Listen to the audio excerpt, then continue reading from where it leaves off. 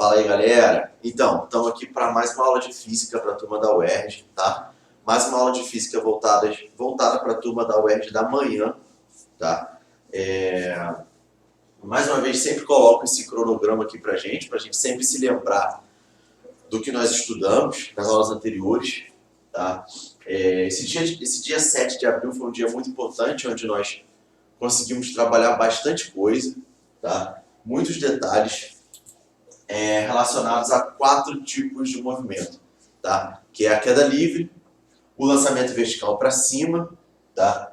O lançamento horizontal e o lançamento oblíquo, beleza?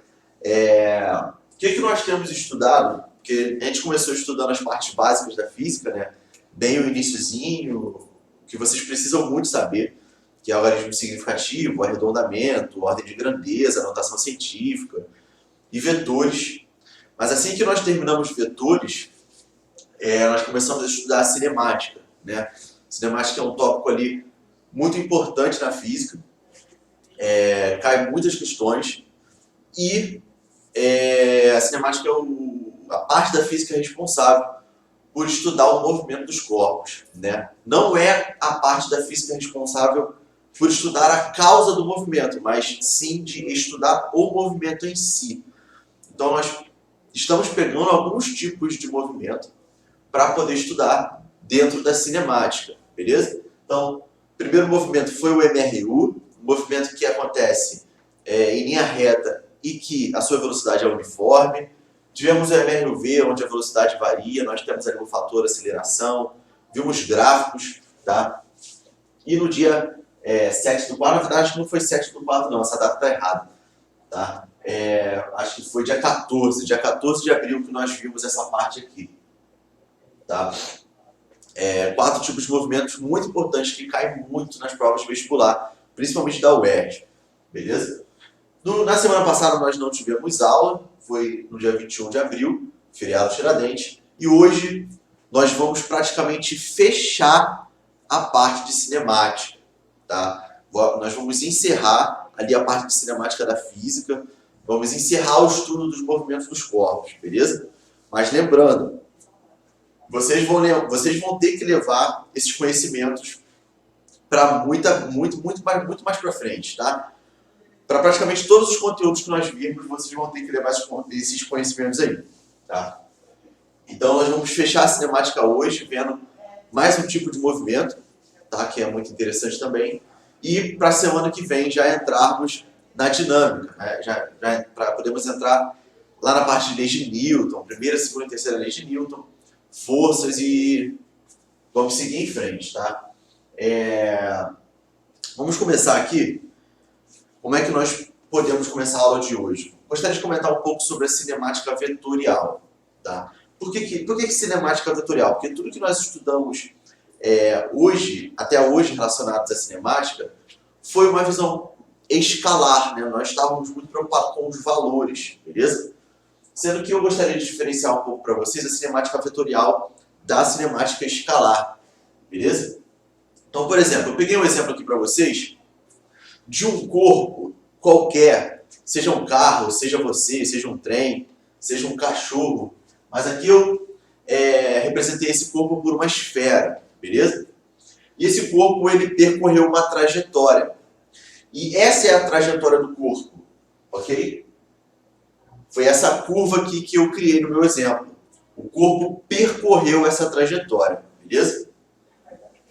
É como se você fosse da sua casa, ou daqui até a sua casa, né? Daqui do Instituto Educarte até a sua casa, ou da sua casa até o Instituto Educarte. É como se você fizesse um caminho onde você precisasse realizar curvas e outros trajetos que não sejam uma linha reta, beleza? Então, o nosso corpo percorreu uma trajetória qualquer, tá?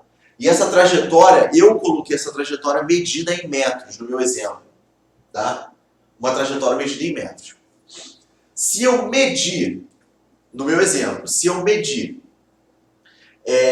o quanto o corpo percorreu na sua trajetória, eu vou encontrar aqui 200 metros. Isso no meu exemplo, beleza? Então, tudo que o corpo percorreu nessa trajetória de forma escalar foram 200 metros, beleza? Sendo que, e ele levou um certo tempo para fazer esse deslocamento, beleza? Sendo que é muito interessante nós diferenciarmos esse deslocamento escalar do deslocamento vetorial, tá? É muito importante que nós sempre saibamos fazer isso. Por quê? Porque eu tenho dois tipos de deslocamento nesse meu exemplo.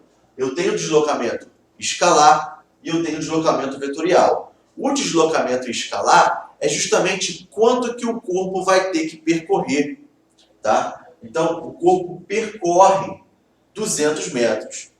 O deslocamento vetorial, a gente pensa muito na palavra deslocamento mesmo, tá? Que é quanto o corpo se deslocou, porém em linha reta, tá? Então, por exemplo, quando você vem da sua casa para o Instituto Educarte, você não vem em linha reta, infelizmente. Infelizmente. Porque se você viesse em linha reta, você gastaria menos tempo para fazer esse trajeto, beleza? É como se você pegasse no Google Maps e fizesse ali o trajeto em linha reta. Você levaria menos tempo, gastaria menos combustível, beleza? E teria que percorrer uma distância muito menor do que se você fizesse o trajeto normal, tá? Então eu tenho aqui o deslocamento escalar, que é quanto que o corpo percorreu, tá? Quanto que o corpo percorreu, levando em consideração todas as curvas que ele fez. O deslocamento vetorial é quanto que o corpo se deslocou em linha reta. Então, se eu pegar aqui no meu exemplo que eu criei, o meu deslocamento vetorial, que eu chamo de ΔR, é um deslocamento de 100 metros, beleza? 100 metros. Um deslocamento linear é uma linha reta que é menor do que o deslocamento escalar, tá? Então foi o exemplo que eu dei para vocês. Se vocês viessem da sua casa até o Instituto Educarte em linha reta, vocês percorreriam uma distância menor e em menor tempo, beleza? Então, o que nós temos que pescar de observação do deslocamento vetorial? O deslocamento vetorial não leva em consideração a trajetória que o corpo faz. O corpo pode fazer qualquer tipo de trajetória, porém, o deslocamento vetorial não vai levar em consideração essa trajetória. O corpo pode ir para cima, para baixo, virar para a esquerda, virar para a direita, fazer um círculo, uma curva, não importa. O que importa? Importa o ponto inicial e o ponto final do corpo. Então, quando vocês pensarem em deslocamento vetorial, vocês pensem em ponto final e ponto inicial. É isso que importa para o deslocamento vetorial. Beleza? Então, se eu pegar aqui o deslocamento escalar, eu tenho aqui essa trajetória curvilínea que eu criei. Se eu pegar... deixa eu mexer aqui. Se eu pegar o deslocamento vetorial, eu vou levar em consideração somente o ponto inicial e o ponto final. Qual é o ponto inicial? De onde o corpo partiu? O corpo partiu do ponto zero, beleza? E qual é o ponto final? Aonde que o corpo parou? O corpo parou no ponto 200. Porém, a distância linear do ponto final para o ponto inicial é de 100 metros, beleza? Então, nunca se esqueça, sempre lembre. O deslocamento vetorial leva em consideração o ponto inicial e o ponto final, beleza? E o deslocamento vetorial vai respeitar um vetor, ok? Vai respeitar um vetor. O deslocamento vetorial vai precisar ter um tamanho. Qual é o tamanho? O tamanho aqui é de 100 metros, certo? Como o deslocamento vetorial respeita um vetor, vai ter que ter módulo, vai ter que ter direção e vai ter que ter sentido. Então, qual é o módulo? É 100 metros. Qual é a direção? Vamos colocar assim uma direção horizontal, certo? E qual é o sentido? O sentido é para a direita. Então, o deslocamento vetorial respeita características vetoriais, tá? Leva em consideração somente ponto inicial e ponto final. Vamos lá. Nós podemos, né, então nós temos aqui o deslocamento escalar do corpo, né, que foi quanto que o corpo percorreu na sua trajetória, que no meu exemplo foi de 200 metros, e temos o deslocamento vetorial, que foi quanto que o corpo se deslocou em linha reta, tá? que foi de 100 metros no meu exemplo, beleza? E tem como eu comparar esse deslocamento vetorial do deslocamento escalar, tá? Essa relação aqui é muito importante. O deslocamento vetorial, ele é sempre menor ou igual ao deslocamento escalar, tá? E isso é óbvio, isso é claro de enxergar, certo? Se o deslocamento vetorial só leva em consideração uma linha reta, o ponto inicial e o ponto final, não tem como nunca o deslocamento vetorial ser maior do que o deslocamento escalar. No máximo vai ser igual, beleza? Então, quando que o deslocamento vetorial vai ser igual ao deslocamento escalar? Quando que isso pode acontecer? Quando a trajetória do corpo for uma linha reta, quando eu tiver um movimento retilíneo, beleza? Então, se eu tiver um movimento retilíneo, se o corpo se movimentar em linha reta,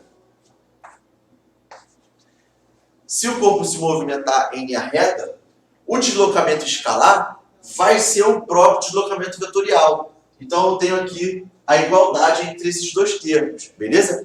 Como, nesse meu exemplo, nessa minha análise, o deslocamento escalar não é uma linha reta, é uma curva, eu não posso dizer que o deslocamento vetorial é igual. Eu vou dizer que o deslocamento vetorial ele é menor do que o deslocamento escalar, tá? Que o deslocamento vetorial é 100 e o deslocamento escalar é 200, beleza?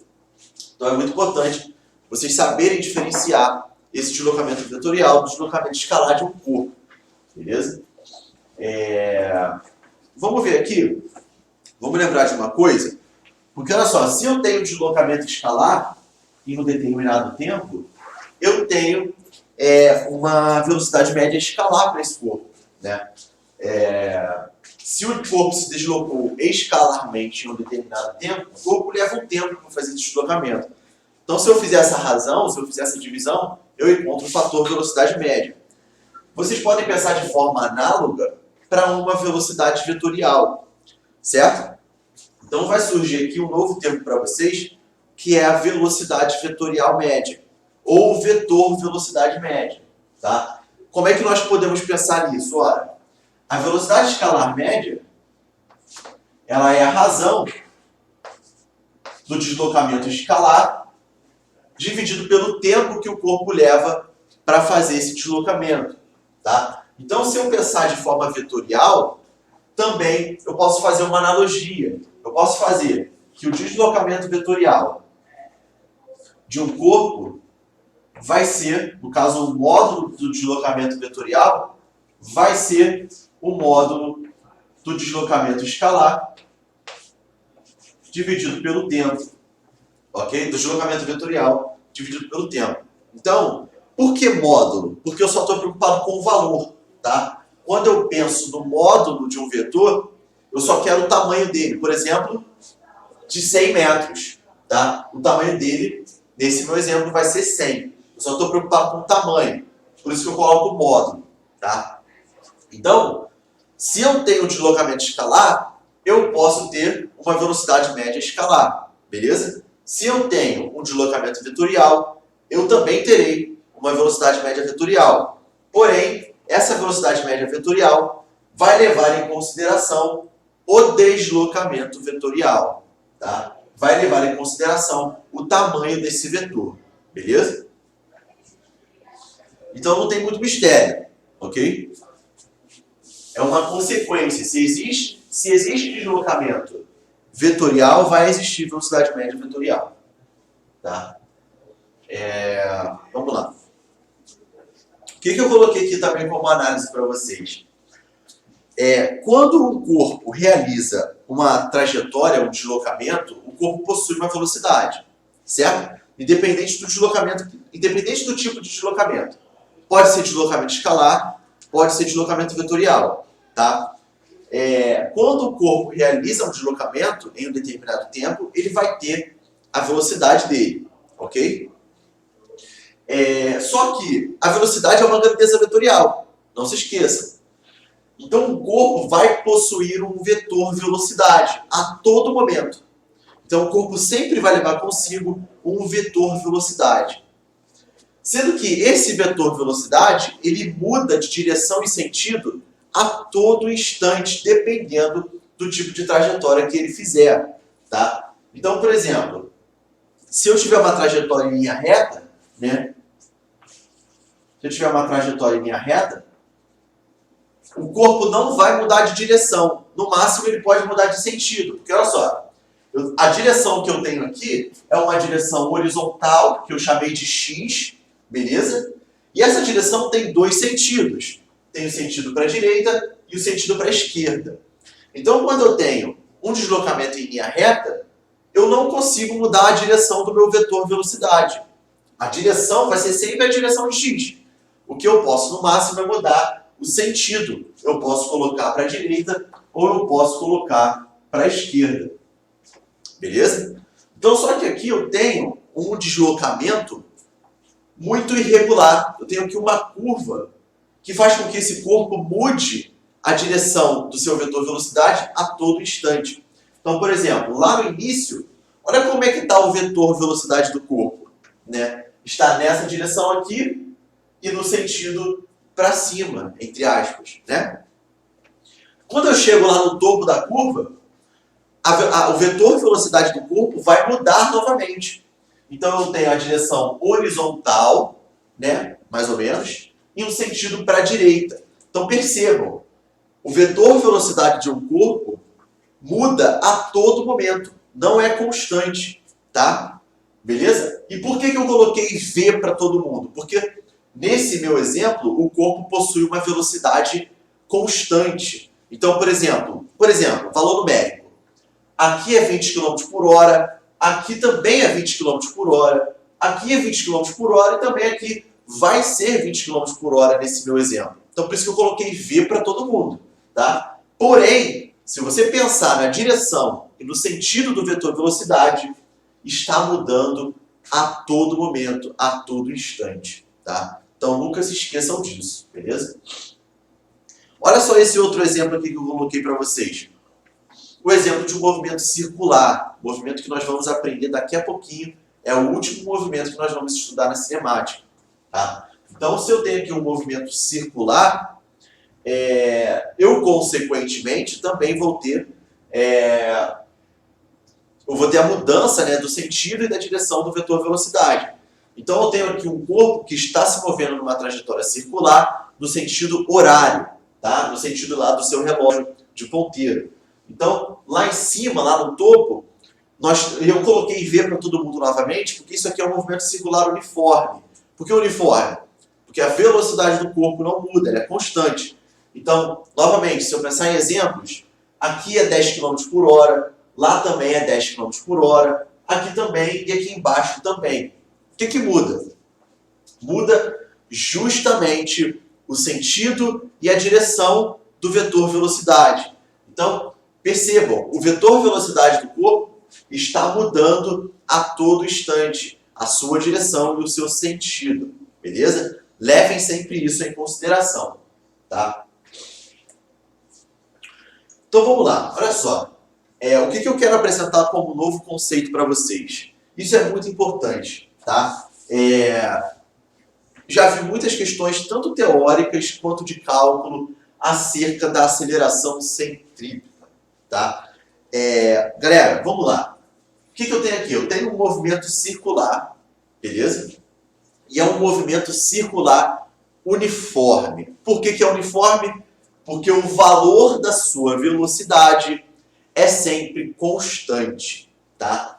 Ele não muda. O valor da velocidade não muda. O que muda é a direção e o sentido do vetor velocidade, tá? Só que olha só, existe algo responsável por manter esse corpo em trajetória circular. Existe algo responsável por manter esse corpo em uma trajetória curvilínea, tá? E o que é esse algo? É o que nós chamamos de aceleração centrípeta. Sendo que antes de falar um pouco da aceleração centrípeta, quero que vocês percebam o seguinte. O que nós vimos lá no movimento retilíneo uniformemente variado? Nós vimos que a velocidade do corpo muda, a velocidade do corpo varia. E o que faz com que a velocidade do corpo mude? O que faz? Qual é o fator responsável pela mudança de velocidade do corpo? Lá no movimento retilíneo, uniformemente variado, o MR/V, nós chamamos esse fator de aceleração. Então, o que é a aceleração média? A aceleração escalar média. A aceleração escalar média é o fator que faz com que a velocidade do corpo varie em um determinado tempo. Beleza? Então, a aceleração escalar média é justamente a variação da velocidade em um determinado tempo. Então, o que faz a aceleração média? Ela muda a velocidade do corpo em um determinado tempo. Por que eu estou sendo muito enfático em relação a isso? Porque a aceleração centrípeta não tem função de mudar a velocidade do corpo. Ok? A aceleração centrípeta não muda o valor da velocidade. Qual é a função da aceleração centrípeta? Qual é o papel da aceleração centrípeta? É justamente mudar o sentido e a direção da minha velocidade. Ok? O que a aceleração centrípeta faz? Muda o sentido e a direção do vetor velocidade média. Não muda o valor. Ok? Então, eu coloquei aqui. A aceleração centrípeta tem a função, tem o papel, tem o objetivo de manter o corpo na sua trajetória circular, na sua trajetória curvilínea. Esse é o único papel da aceleração centrípeta. Não é mudar o valor da velocidade como faz a aceleração escalar. Ok? A aceleração escalar média. Ok? Ela só tem a função de mudar o sentido e a direção do vetor velocidade. Então, olha só, coloquei também aqui como observação. A aceleração centrípeta não muda a velocidade do corpo. Ok? E a aceleração, como toda aceleração, é uma grandeza vetorial. Então, a aceleração centrípeta também é um vetor. Ok? E onde é que vai se encaixar esse vetor no meu movimento circular? Vai se encaixar aqui, ó, sempre apontando para o centro de curvatura. Então, por exemplo, se eu tenho lá em cima o corpo, onde é que está o centro de curvatura? Está aqui, ó. Então, a aceleração centrípeta sempre vai apontar para o centro. Então, a aceleração centrípeta aponta para o centro de curvatura. Ok? Se o corpo está aqui na minha direita, onde é que está o centro de curvatura? Está aqui. A aceleração centrípeta aponta para o centro de curvatura. Beleza? Então, qual é a consequência disso? O que vocês percebem? Vocês percebem que o vetor aceleração centrípeta também muda com o decorrer do tempo. Muda a sua direção e muda o seu sentido. Então, conforme o tempo passa, a direção e o sentido do vetor aceleração centrípeta também muda. Tá? Então, recapitulando. A aceleração centrípeta é algo muito importante para a cinemática do movimento circular. Cai muito nas provas, ok? Qual é a função dela? Manter o corpo em trajetória circular.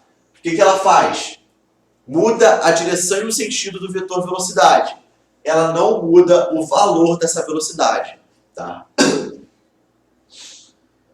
Então, Lucas, tem uma maneira de calcular a aceleração centrípeta? Tem sim. Tá? Porque percebam, eu tenho aqui um movimento circular uniforme. Um movimento que é dado em um círculo e a velocidade do corpo é constante, não muda. Tá? E esse círculo tem um raio R. R qualquer. Beleza? Como é que eu calculo a aceleração centrípeta?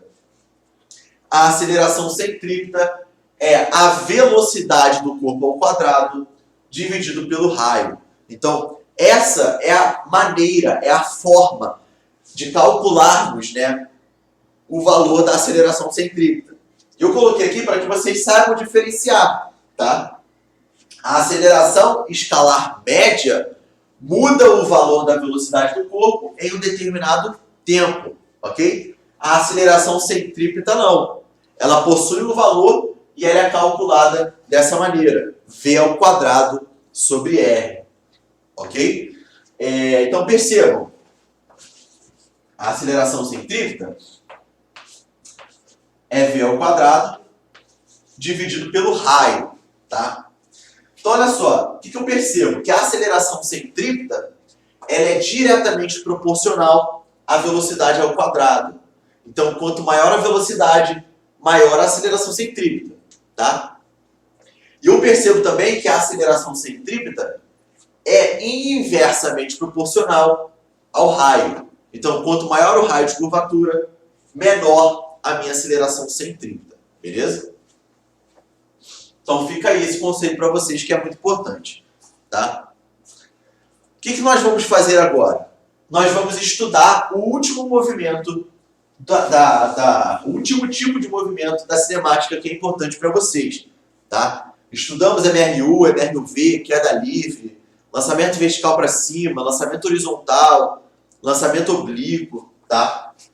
Nós vamos estudar agora o movimento circular uniforme. O que é o movimento circular uniforme? É o movimento que é dado em um círculo e a velocidade do corpo é sempre constante. A velocidade do corpo não muda, o valor dela não muda, tá? Então, olha só, perceba o seguinte, eu tenho um corpo que está aqui tendo uma velocidade, tendo um movimento circular, né? E o que eu percebo? Eu percebo que o corpo tem um deslocamento. Então, daqui para cá, um corpo possui um deslocamento linear e um deslocamento angular, tá? Então, o que é esse delta-teta aqui? É o deslocamento angular do corpo. É quanto que o corpo se deslocou angularmente, beleza? Então, o corpo realizou um deslocamento angular em um determinado tempo, em um movimento circular de raio R, beleza? Então, nós vamos estudar o movimento desse corpo através dessas características aqui, beleza? Então, o primeiro conceito que eu quero apresentar para vocês é o conceito de período. O que a física vai chamar de período? Um T maiúsculo, tá? T maiúsculo nós chamamos de período. O período é o tempo necessário que o corpo leva para completar uma volta. Por exemplo, vamos supor que onde você mora tenha uma Vila Olímpica, onde você gosta de correr, né? E essa Vila Olímpica é perfeitamente circular, tá? Ela é uma circunferência perfeita. A pergunta é, quanto tempo você leva correndo para completar uma volta nessa Vila Olímpica? Ah, Lucas, eu levo 1 minuto e meio. Então, 1 minuto e meio é o seu período, tá? O que é o período? É o tempo necessário que um corpo leva para completar uma volta no movimento circular, ok? Então, lá na Vila Olímpica, você tem um período de 1 minuto e meio. Por quê? Porque você completa uma volta em 1 minuto e meio, tá? Então, não confundam. Período é o tempo necessário para completar uma volta. E qual é a unidade do período? Olha, período é um tempo. E qual é a unidade de tempo no sistema internacional? É o segundo. Então, a unidade de período no sistema internacional é o segundo, beleza? E por que eu estou sendo muito enfático nisso que eu estou falando? Porque os alunos confundem muito período com frequência. O que é frequência? Frequência é o inverso do período.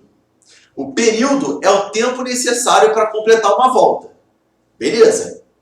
O que é frequência? A frequência é o seguinte: quantas voltas que o corpo dá em uma unidade de tempo? Então, por exemplo, quantas voltas na circunferência o corpo dá em 1 segundo? Quantas voltas na circunferência o corpo dá em 1 minuto?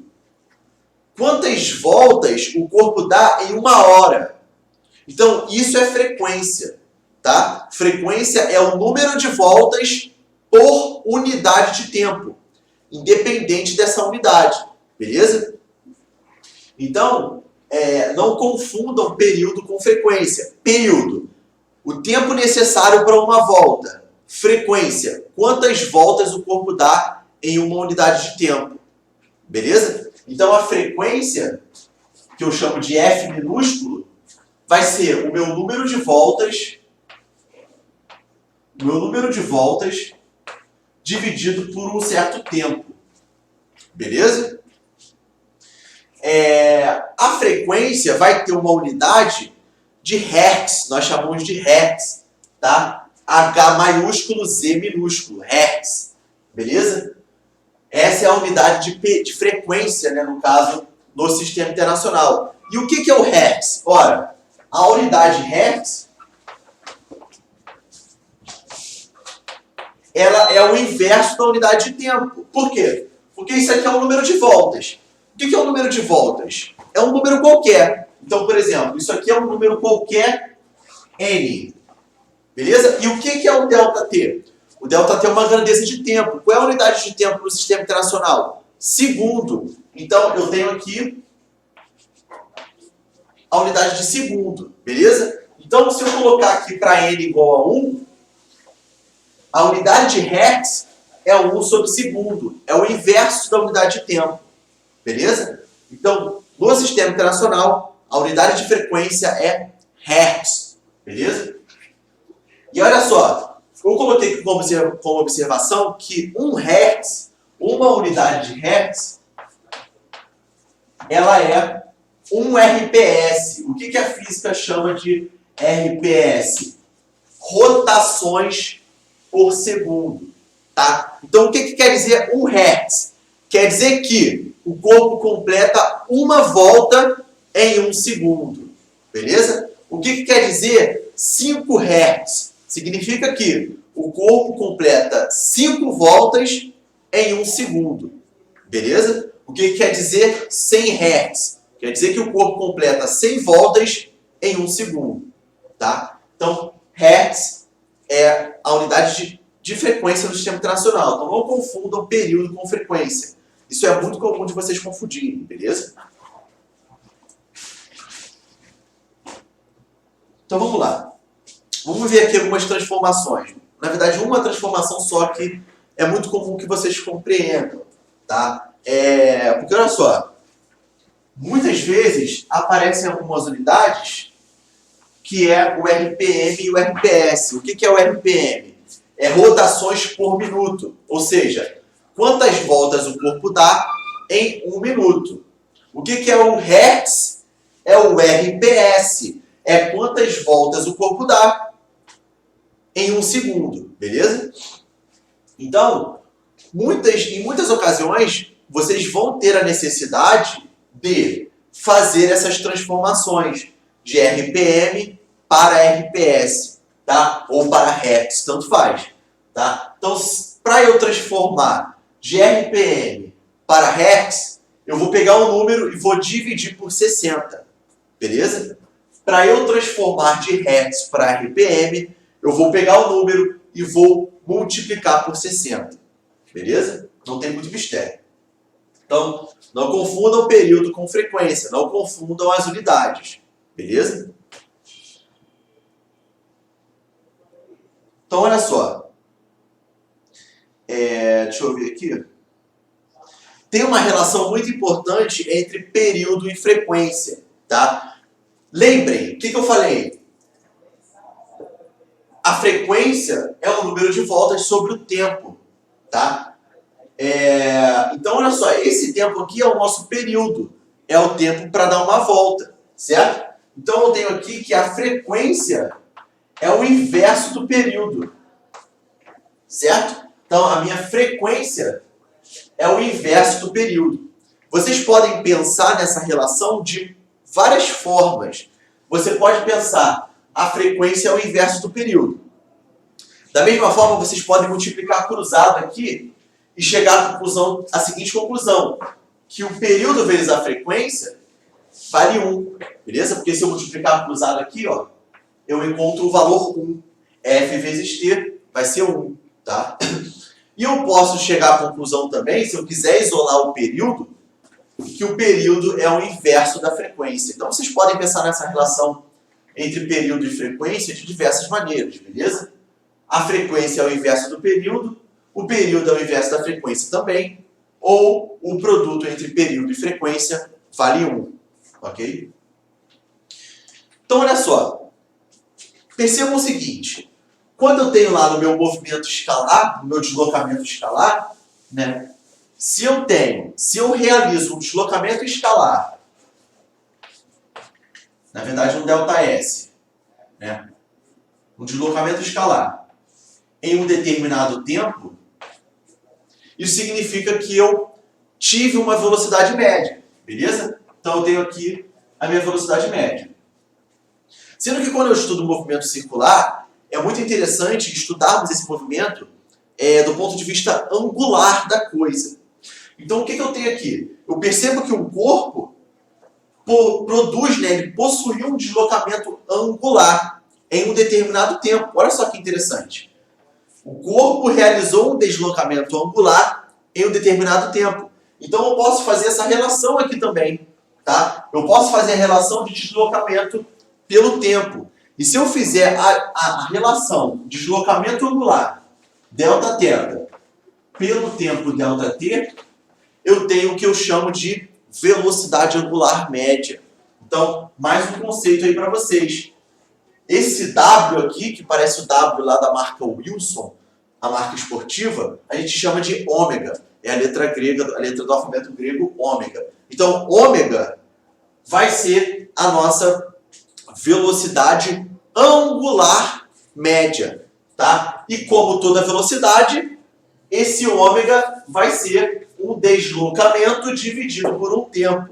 Mas que deslocamento é esse? Ora, o deslocamento angular, tá? Então, ômega é o Δθ dividido pelo ΔT, deslocamento angular. Beleza? Sendo que é importante que vocês saibam que esse Δθ, esse deslocamento angular, não pode estar em graus, tá? Não pode estar em graus. Tem que estar em radiano, tá? Vocês conhecem essa unidade radiano? Radiano, eu já vou explicar o que é a unidade radiano para vocês. O que eu preciso apresentar para vocês? A unidade de ômega, a unidade de velocidade angular no sistema internacional. Então, a unidade de ômega vai ser o radiano por segundo, certo? Se a velocidade angular é um deslocamento angular por um tempo, o deslocamento angular no sistema internacional tem unidade radiano e o tempo segundo. Então, a unidade de ômega é radiano por segundo, beleza? Lucas, o que é radiano? Radiano é o seguinte, é mais uma unidade para comprimento, beleza? Então, o que significa 360 graus? O que significa um círculo completo, uma volta completa? Então, 360 graus é o equivalente a 2π. 2π o quê? 2π radianos, beleza? Galera, radiano é só uma unidade, por exemplo, 5 metros. O metros é a unidade. Aqui, radiano também é a unidade. Eu tenho aqui um número que é 2π, 2 vezes o π, e a unidade que é radiano. Tá? Radiano não é um número. Então, se vocês souberem essa relação, vocês conseguem fazer qualquer transformação. Tá? Vocês conseguem fazer qualquer regra de 3, por exemplo.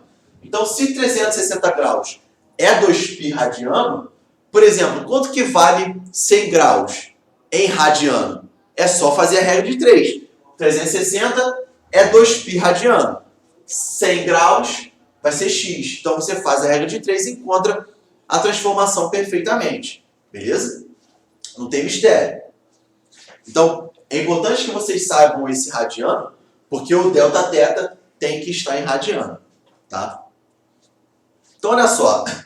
Vamos fazer uma análise aqui para uma volta. Tá? O que eu fiz? Eu peguei um corpo em movimento circular uniforme e dei uma volta com ele. Tá? Vamos estudar essa uma volta do corpo. É possível calcular a velocidade média escalar desse corpo? É. É possível. Porque olha só, o que é a velocidade média escalar? É ΔS sobre ΔT. É o deslocamento linear dividido pelo tempo. Beleza? Até aí tudo bem. O que vocês vão precisar lembrar? Vocês vão precisar lembrar lá da geometria básica, geometria plana básica na matemática, como é que calcula o comprimento de uma circunferência, tá? Então olha só, o que é o comprimento da circunferência? Presta atenção no seguinte, imagina um barbante perfeito, uma circunferência perfeita feita de barbante. Aí eu vou pegar esse barbante com uma tesoura e vou cortar esse barbante. Vou pegar as duas pontas e vou esticar. Olha só que interessante. Eu tinha uma circunferência feita de barbante. Agora, com o mesmo barbante, eu tenho uma linha reta. E essa linha reta possui um comprimento linear. Se eu pegar uma régua, se eu pegar uma fita métrica, eu consigo medir o comprimento desse barbante.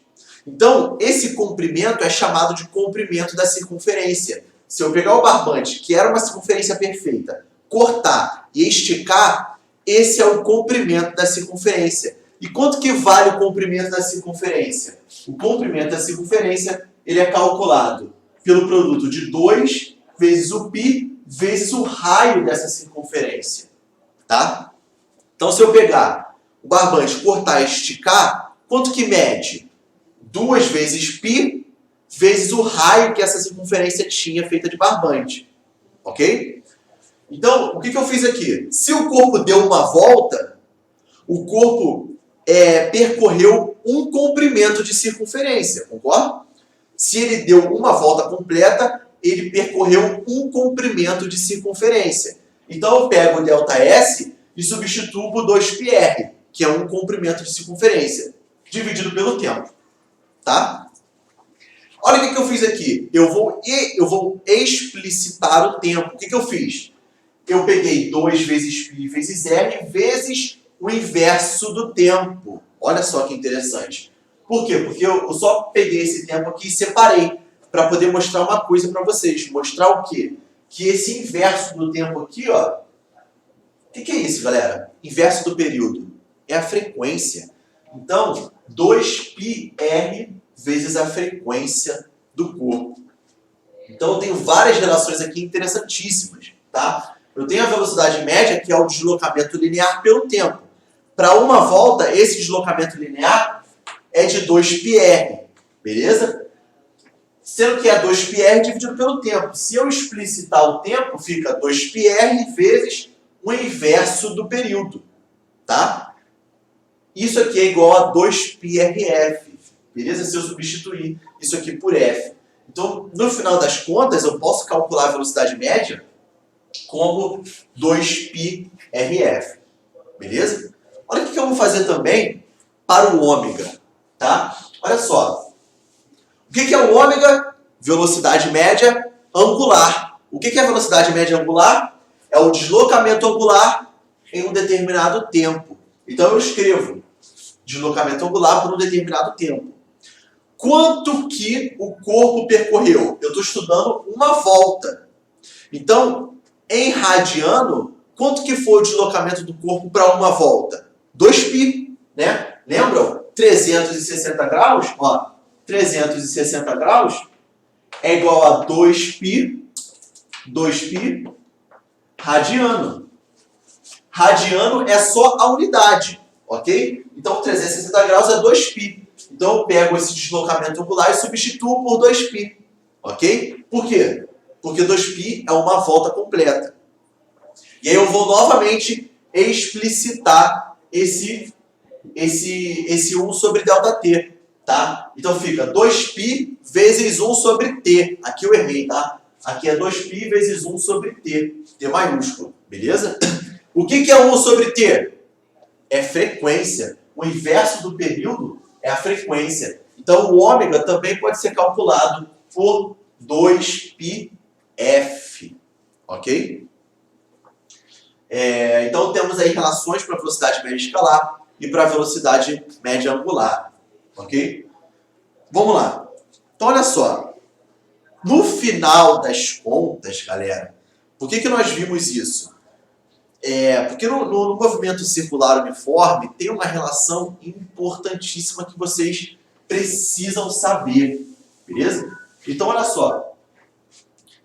Se liga no seguinte, tem uma relação importantíssima que vocês precisam saber. Vocês precisam saber o seguinte, olha só. Se a velocidade, lembra a velocidade escalar? Olha só, a velocidade escalar pode ser calculada por 2πrf. A velocidade angular pode ser calculada por 2πf. Então eu vou comparar essas expressões, tá?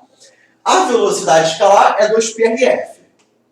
Aí o que eu fiz? Eu inverti. A ordem dos fatores não altera o valor do meu produto. Então, ao invés de eu falar 2πrf, eu posso falar 2πfr, tá?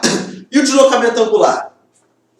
É 2πf, certo? O deslocamento não, a velocidade angular. A velocidade angular é 2πf, beleza? Então, olha só, se eu pegar esse 2πf e substituir aqui, que relação que eu encontro? Eu encontro essa relação importantíssima aqui, ó, que a velocidade linear ela é igual à velocidade angular, ômega, vezes o raio de curvatura da circunferência. Então, essa relação V igual a ômega vezes o raio é importantíssima, tá? É importante que vocês saibam essa relação, beleza? Então fica aí essa teoria para vocês. Olha só, eu vou deixar esse exercício aqui para vocês pensarem um pouco, tá? Vou dar um minuto para vocês lerem, tá? É um exercício da UERJ de 2008, do segundo exame de qualificação, tá? Dá uma olhada nesse exemplo aí, que eu vou pegar uma água aqui rapidinho. Tô voltando.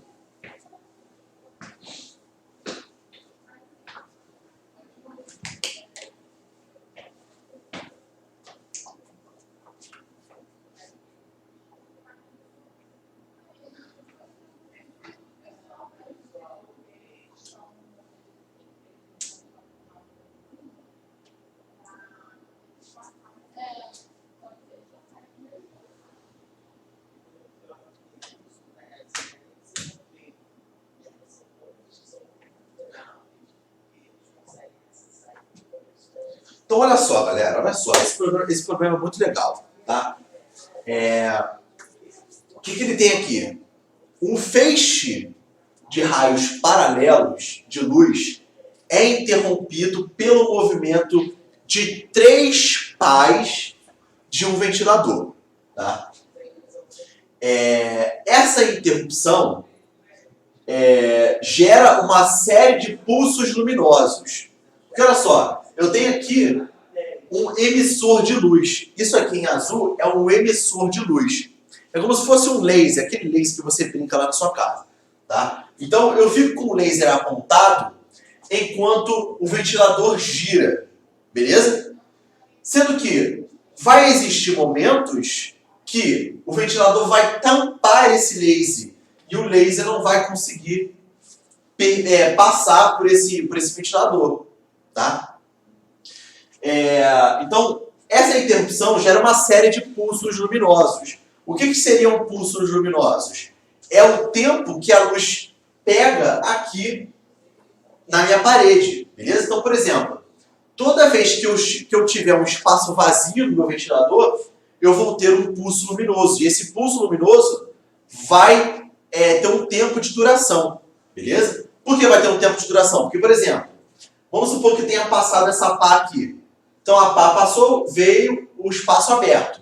Aí a luz passa. Sendo que depois vem a outra pá. E aí a pá interrompe esse pulso luminoso, tá?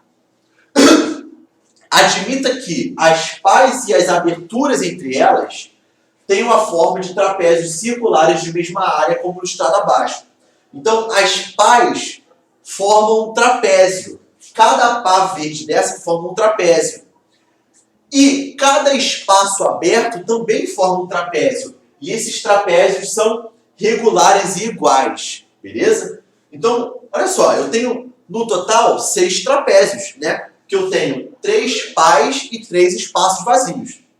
Então, na verdade, como eu tenho 6 trapézios, eu tenho uma circunferência dividida em 6 trapézios iguais. Eu tenho uma circunferência dividida em 6 partes iguais, certo? De tal forma que cada pá desse ventilador é 1/6 da circunferência. Percebam isso. Cada pá equivale a 1/6 dessa circunferência. Se as pás executam 3 voltas completas por segundo, galera, o que é isso? O que é volta por segundo? O que é número de volta por segundo? Isso é frequência. A quantidade de voltas que o corpo realiza em um determinado tempo, em uma unidade de tempo. No caso, a unidade de tempo aqui é segundo. Então, 3 voltas por segundo é a frequência de giro de cada pá. Beleza? Então, na verdade, se eu pensar em unidade no sistema internacional, a frequência dessa pá é de 3 Hz, 3 voltas por segundo. Beleza? Se as pás executam 3 voltas por segundo, o intervalo de tempo entre o início e o fim de cada pulso de luz é igual, em segundos, ao inverso dele. Então, olha só. O que nós temos aqui? Esse é o esquema para vocês, tá? Eu tenho o seguinte, cada pá, o que eu falei para vocês? Cada pá corresponde a 1/6 da circunferência, tá? Se cada pá desse uma volta por segundo, nós teríamos uma frequência de 1 Hz. Mas não é isso que acontece, tá? Porque olha só, se cada pá dá uma volta por segundo, a frequência seria 1 Hz e o tamanho, na verdade, o tempo de duração do pulso seria de 1/6 do segundo, certo? Só que cada pá não dá uma volta por segundo, cada pá dá 3 voltas por segundo. Então, a frequência de cada pá do ventilador é de 3 Hz, tá? Então, olha só, se eu tivesse uma frequência de 1 Hz, o pulso teria uma duração de 1/6 do segundo, tá? Como eu aumento a frequência em 3, eu tenho 3 Hz de frequência, eu diminuo esse pulso em 1/3. Olha só que interessante. Então, se eu aumentar a frequência de cada pá, se eu aumentar o número de giro da pá, eu diminuo o tempo do pulso, tá? Porque a pá vai tampar a luz ali em um curto intervalo de tempo. Então, se eu aumento em 3 a frequência, eu diminuo o tempo em 1/3. Então, se fosse 1 Hz, eu teria 1/6 de tempo de pulso. Mas não é 1 Hz. São 3 Hz. Então, eu diminuo 1/3. Então, eu pego 1/3 vezes 1/6. Isso me dá 1/18 de segundo. Beleza? O que é esse número 1/18? Significa que o tempo de duração do pulso é justamente de 1/18 de segundo. Tá? Então, por exemplo, vai passar uma pá. Vamos supor, passou essa pá aqui, né? Qual é o tempo que a luz vai bater lá na parede? 1/18 de segundo, tá? Então, se você dividir, você vai achar esse valor. E aí, depois de 1/18 de segundo, vem a outra pá. E aí tampa. Aí passa. Depois vem o espaço vazio de novo. E assim vai, sendo sempre 1/18 de segundo, tá? Essa questão é uma questão da UERJ de 2008, do segundo exame de qualificação, e é um problema ali de múltipla escolha. Eu não coloquei as alternativas aqui porque não teve espaço. Mas a resposta lá que vocês encontrarem é 1/18 de segundo. Beleza, galera? Então a gente encerra a aula por aqui, tá? O que eu vou fazer? Eu vou disponibilizar uma lista de exercícios para vocês com exercícios de cinemática, MRU, NRUV, queda livre, lançamento vertical para cima, lançamento oblíquo, lançamento horizontal e movimento circular. Tá? Vou deixar uma lista lá no Google Classroom da turma da UERJ, beleza? E também vou deixar esse material em PDF para vocês, tá? Vou deixar lá hoje ainda, valeu? Forte abraço para vocês e até terça-feira que vem de manhã. Valeu!